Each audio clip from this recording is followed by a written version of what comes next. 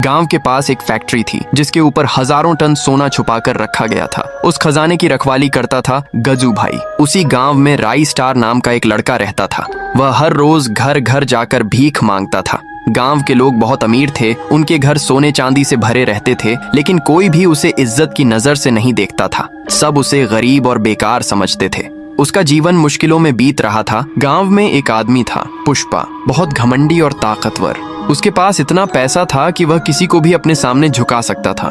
गांव के लोग उससे डरते थे, इसीलिए कोई उसके खिलाफ बोलने की हिम्मत नहीं करता था। उसका छोटा भाई ज्ञान फैक्ट्री का मालिक था। वह बहुत लालची था और हमेशा और ज्यादा पाने के बारे में सोचता रहता था। गांव के लोग अपनी दौलत पर घमंड करते थे। हर घर में सोना चांदी भरा था। उन्हें लगता था कि उनके पास जो है वही सबसे ज्यादा है, लेकिन किसी को यह नहीं पता था कि असली खजाना कहाँ है और किसका है। सच्चाई कुछ और ही थी। फैक्ट्री का खजाना जिसकी रखवाली गजू भाई करता था, उसका असली मालिक कोई और था, लेकिन यह राज किसी को नहीं पता था।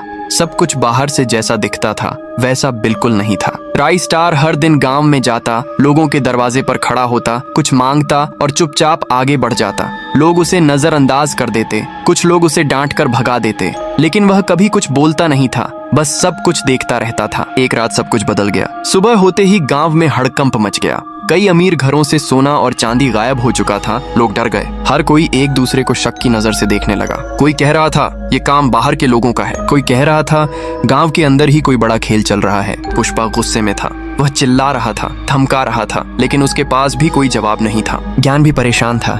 उसे समझ नहीं आ रहा था कि ये सब कैसे हुआ। अब गांव का भरोसा टूट चुका था। हर इंसान दूसरे इंसान पर शक कर रहा था। तभी पुष्पा का शक राई स्टार पर गया और अपने आदमियों को बोला, राई स्टार को पकड़ कर लाओ।